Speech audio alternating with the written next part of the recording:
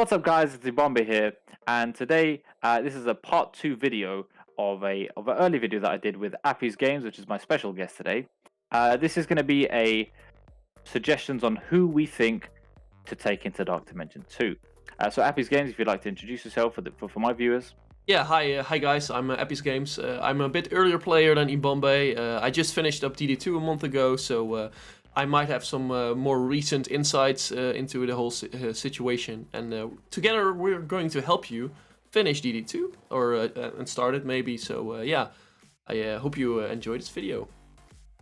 Cool. So we're going to split this into 3 sections, one being farmable toons we suggest, one being unfarmable, and one being legendaries.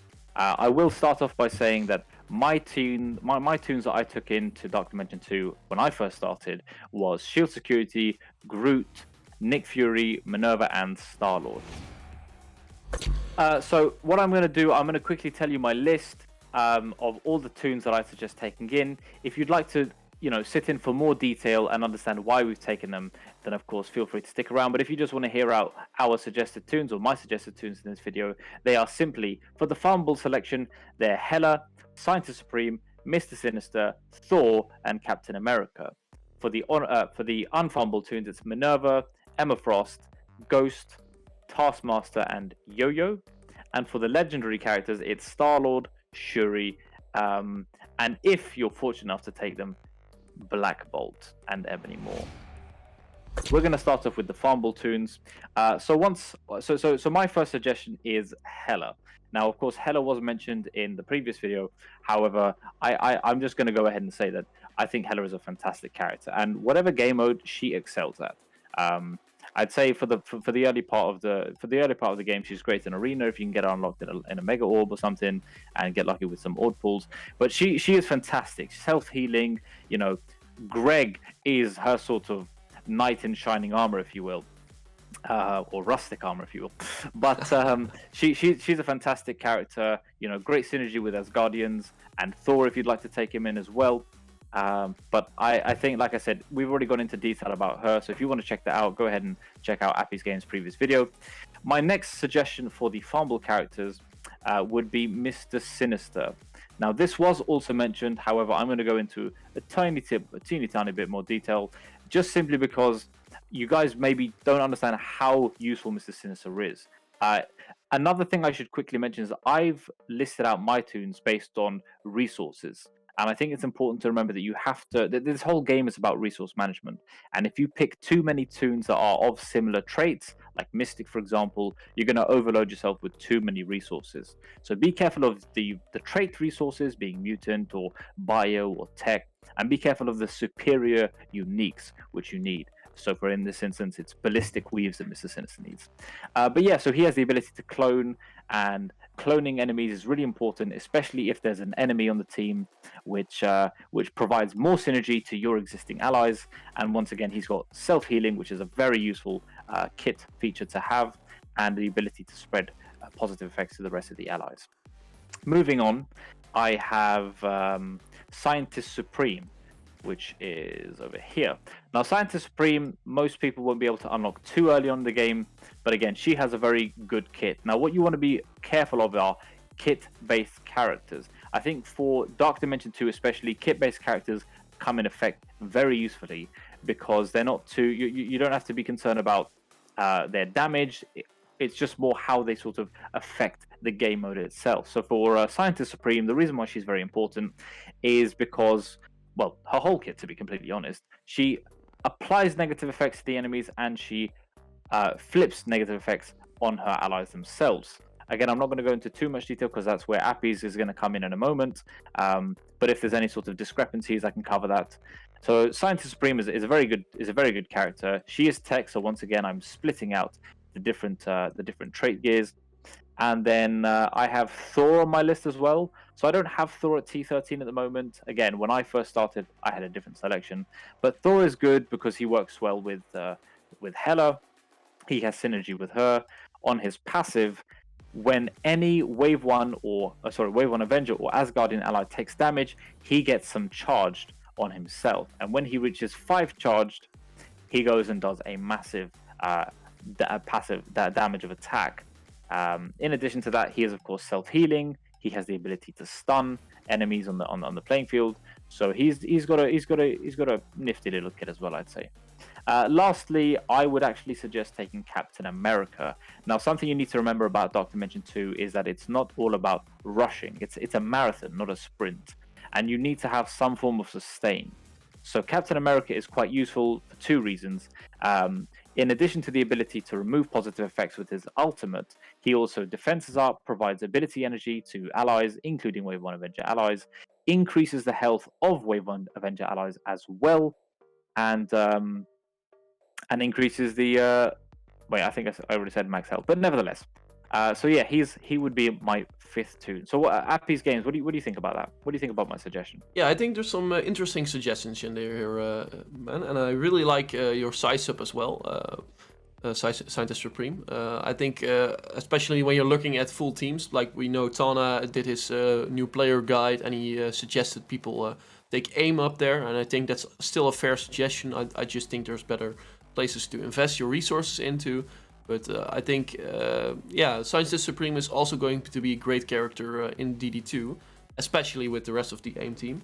But what I really also like the Thor suggestion, and especially thinking about the Wave 1 Avengers team, looking at like the resource management in full. I think a lot of newer players, and you are doing the same on your baby account, are taking up Wave 1 Avengers.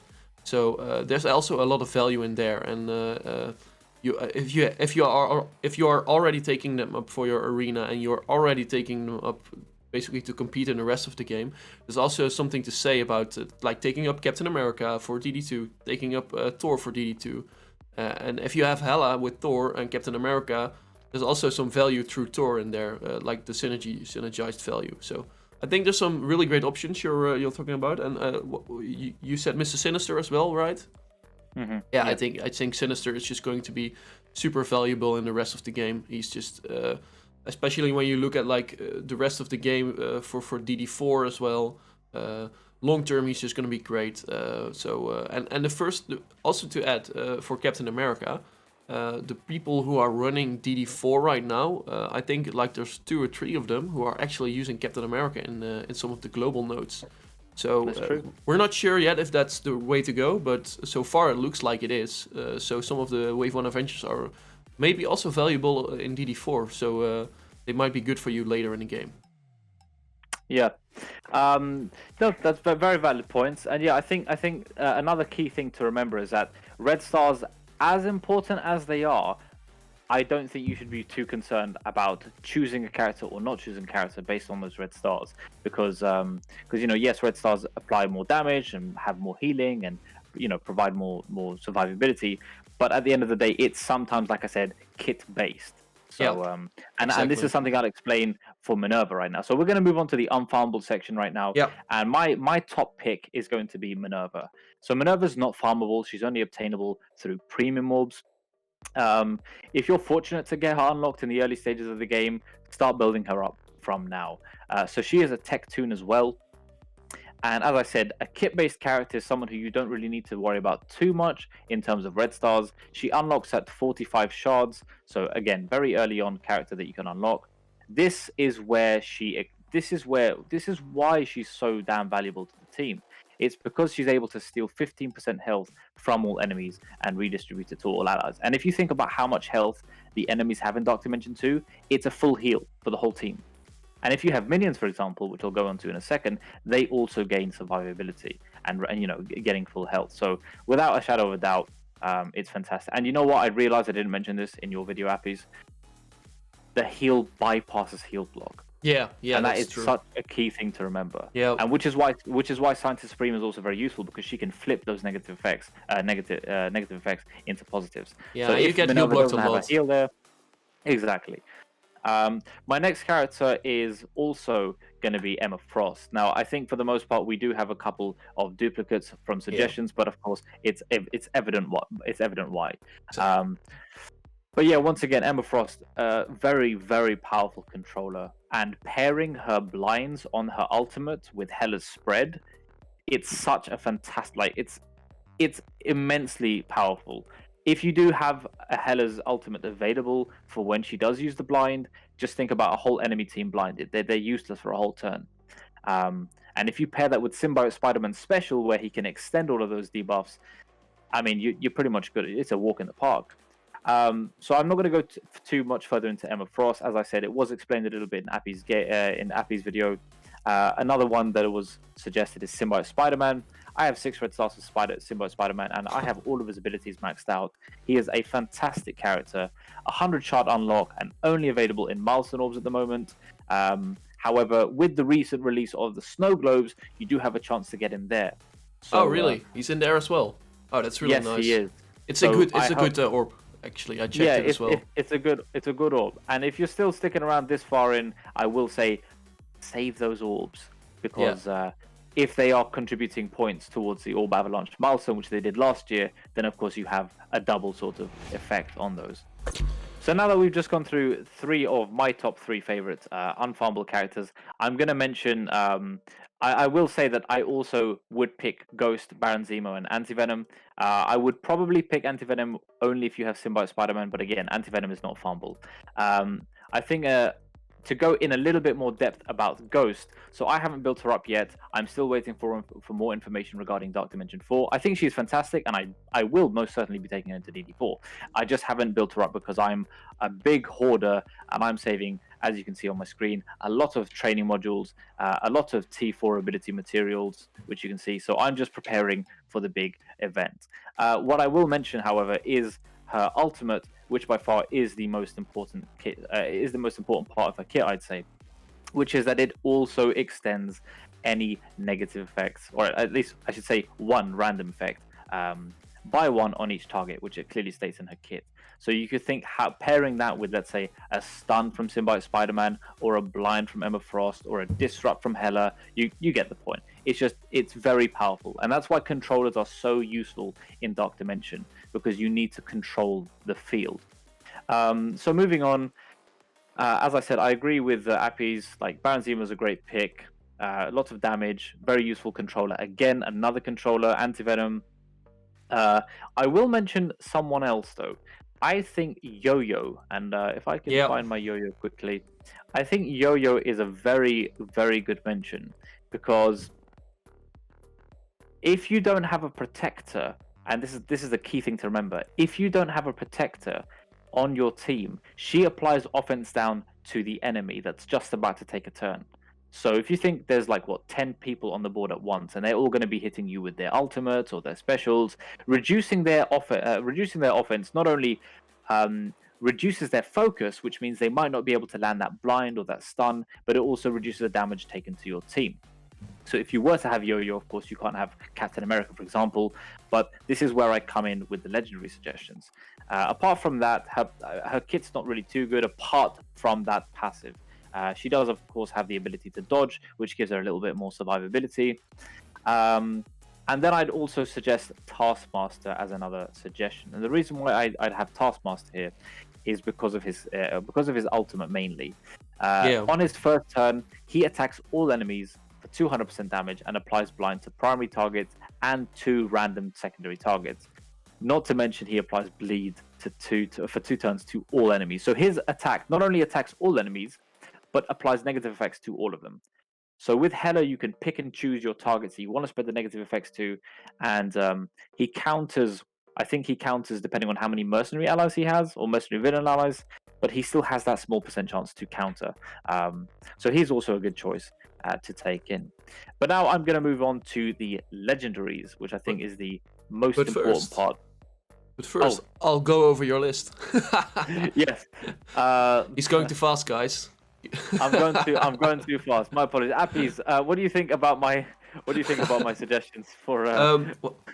Well, so we talked about this before, guy, like most of these guys before. So I won't go into too much detail about them, but just so everybody knows, Minerva, Emma, and I think Symbiote Spider-Man are the 3 picks. If you have them, bring them up and go with them, because they're just going to make your experience so much better, and they're going to be valuable for the rest of the game. Basically, I think that's a great assessment. And then we also have guys like Zemo, who's a bit less important, but I think he will be very important in this coming patch tonight, because of the PvP milestones or the PvP update that is coming. So he will probably be very valuable anyway, and he will take out any minion problems you have in DD2.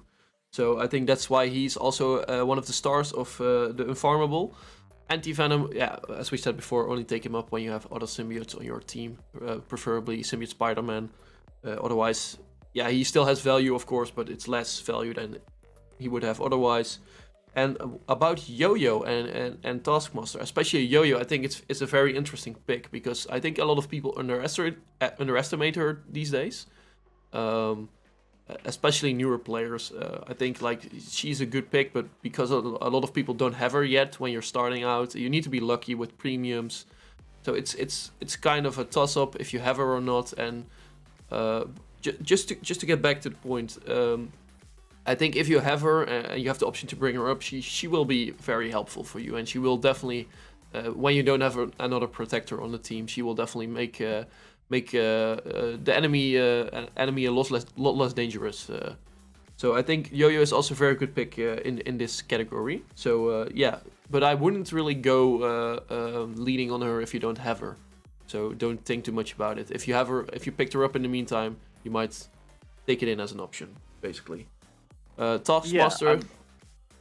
Yeah, right. I think that's fair assessment, right? So if you have her, think about bringing her up. Otherwise, it's not really worth it because she's so hard to farm. Yeah, and I mean both her and Minerva are 45 character shard unlocks. That's true. But yeah, so I'd say, as I said in Appie's video, if you are lucky enough to get these characters, bring them up. The only thing I'd say is that, it's also key to remember that these toons that we're suggesting aren't just useful for Dark Dimension. They're also, you can put them into a lot of other game modes. Yeah. And that's another thing to remember. Most importantly, you want to be building up characters that are usable in other game modes. So arena, campaign, raids, blitzes, and of course Alliance War mode. But even PvP with the upcoming Battle Pass coming too. Yeah. So not to forget about that. Yeah, exactly. And I think like one of the big raid teams at the moment is Symbiote Spider-Man, Carnage, Anti-Venom, Black Bolt, and Yo-Yo as a team. I think they're one of the premier U7.5 raid teams. So Yo-Yo is definitely going to be valuable for the rest of the game anyway. And for Taskmaster, I really like the guy as well. I think he's also going to be a big PvP player. So I'm not too much. I didn't read too much into his kit, but I think he would also be a good one for DD2. But again, Taskmaster is just a case: do you have him or not, basically. So. Yeah, he's 100 shots to unlock, so he's a bit tricky to get there. I think he gets farmable tonight, right? Yeah, so he is unlockable in Doom 3.9 from today after patch. But of course, as you stated, to unlock Doom, you need to complete the whole of Nexus, and the whole of Nexus is only unlocked after Villain 7.1, and the Villain 7.1 is only unlocked after Hero 7.1. So if you're watching this video, for you, he's probably farmable. Yeah, with two big ones. Exactly. All right, I think then we can move on to the legendary characters now, right? Yes, and this is really important. You want to try and take a legendary into Dark Dimension 2. If you do decide to go with full synergized teams like the Asgardians or Wave 1 Avengers, then of course you don't have to worry about that, and they still work quite well. But in this instance, I think the biggest legendary character that most people go for first of all is Star-Lord. He's unlockable with the Guardians or Ravagers at 5 stars. They're not very hard to farm. You have Gamora, Mantis in the Blitz store. You have Rocket in the Raid store. You have Ravager Boom in the Blitz store as well. I think you have who's it in the Arena store? Let me. Well, check. anyway, yeah, just check on that. But yeah, Star-Lord is very useful based on his kit. He has the ability to. He's pretty much a fuel battery, or as Drax says, harbulary batteries. He's pretty much a battery for Minerva, which if you're lucky enough to take her, is going to be very key to kind of keep her ultimate alive and getting the revives. Sorry, were you going to say on whether? Yeah, Drax is the one farmable. In right, yeah, Drax, exactly. So you've got Drax, Gamora, Mantis, Ravager Boomer, and then Rocket, which are all farmable in the stores. So I think you've got a lot of opportunity there. But yeah, so Star-Lord is I'd say a very key player for Dark Dimension. But now with all the new releases, if you're fortunate enough to get people like Minerva, Symbiote Spider-Man, or Emma Frost, for example, obviously you can take them in. Yeah. So the next legendary I would definitely recommend is Shuri. Again, you went into we discussed this a little bit into detail on your channel, but the reason why I'd say Shuri is a good choice for two reasons. She's relatively easily unlockable, given she unlocks from any Spider-Verse toons at 5 stars. And again, there are so many Spider-Verse toons unlockable in so many different stores. You have Spider-Man, Miles Morales, Rhino, all in the Blitz store. You have Vulture in the raids in the arena store. They're easily accessible in multiple different areas in the game. She has a really good kit, defense ups, healing, heal blocks if you want to take out any pesky little healing toons. And overall, she's got a very good kit. She is a healer, and you need realistically a healer. So if you don't have Minerva, you can put her instead. The other thing I would mention very quickly is, of course, both Star-Lord and Shuri are tech, as well as Minerva. So this is why earlier when I was mentioning my farmable toons, it's nice to kind of balance out the playing field with how much trait gear you're using.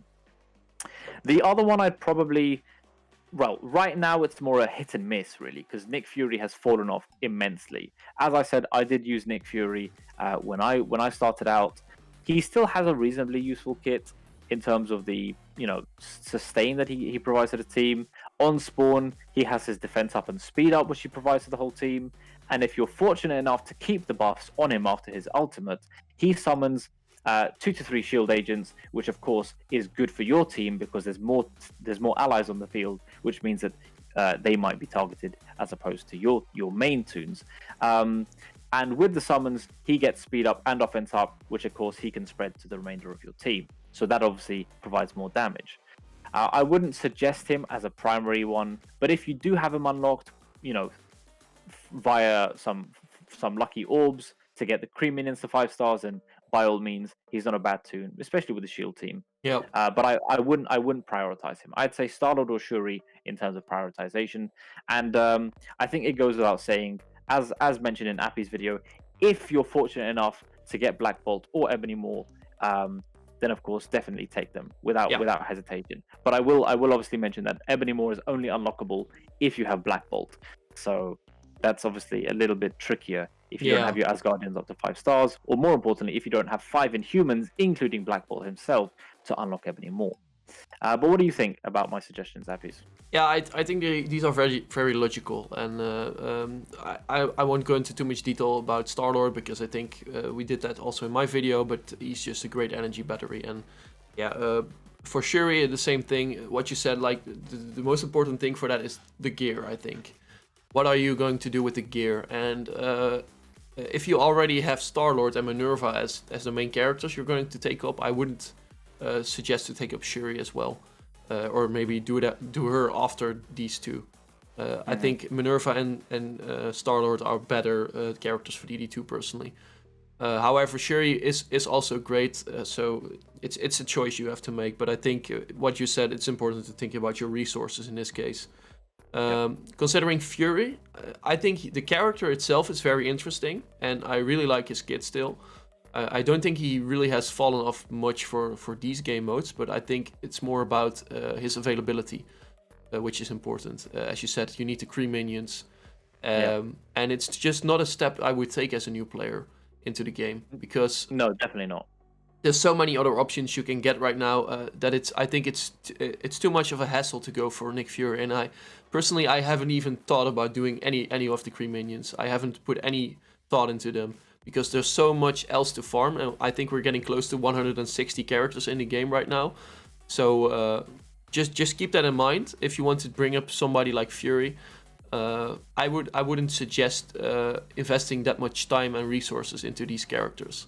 If you already have him, of course, if you're coming back to the game from like you've been away for like a year or something, and you have him in your library or very close to him, you might do it because you come from a different time with other toons available. But otherwise, I wouldn't really personally suggest him. And for Black Bolt Ebony Maw, I think that's just yeah, if you as the same for them basically. If you have them available, definitely go for it because they are just gonna make your life easier.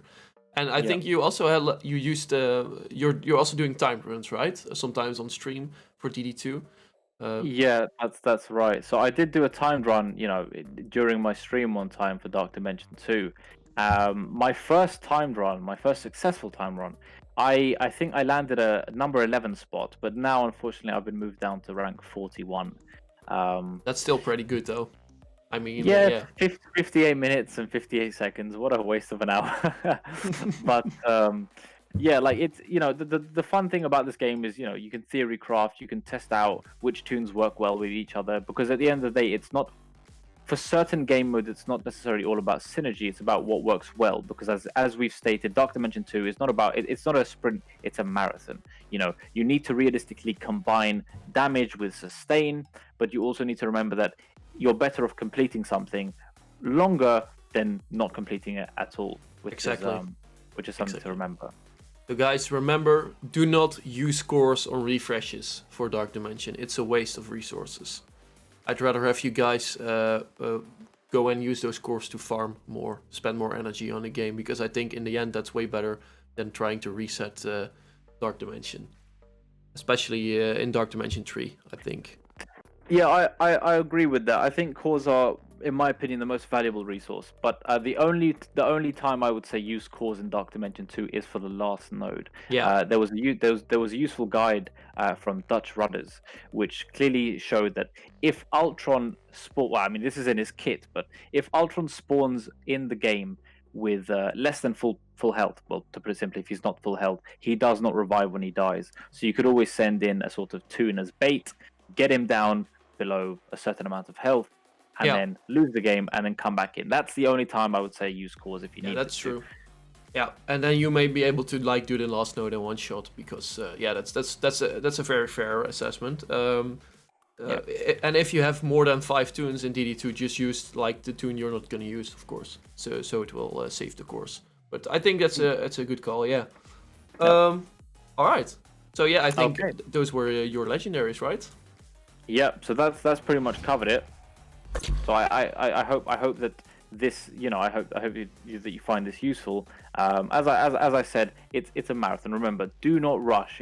You're not going to get anywhere that much quicker, and you're going to put yourself through much more stress. Just take the game as it is, play it slowly. You'll get it in the end, and just take it step by step.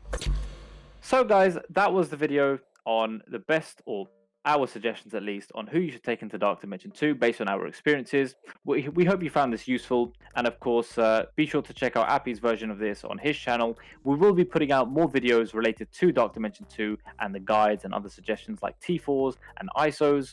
So if you like the video, feel free to like it. Put some comments down if you have any other questions, or if you'd like to give us your opinions. Be sure to subscribe if you'd like to come back for more content, and click that notification bell so you get posted when we do post more videos. And Appie, if you'd like to say anything. Yeah, I just want to thank everybody for watching, and I hope you enjoyed. Make sure to pop over to my channel, because Ibombe also went in a lot of detail from my tunes, so I think we also have some great points over there. And I appreciate it if you liked and subscribed as well to my videos. Thank you so much for having me, man. I really appreciate it, and I had some fun today. So it was nice to do this together. Yeah, it was a pleasure having you, and of course I look forward to making more in the near future. I will be putting your description. I'll be putting your details in the description. For the most part, I think everything was covered. The more I think detail was gone into your video, but that's fine because it's just nicely summarized in this. Exactly. Nevertheless, thank you guys for watching. I hope you have a lovely day and take care.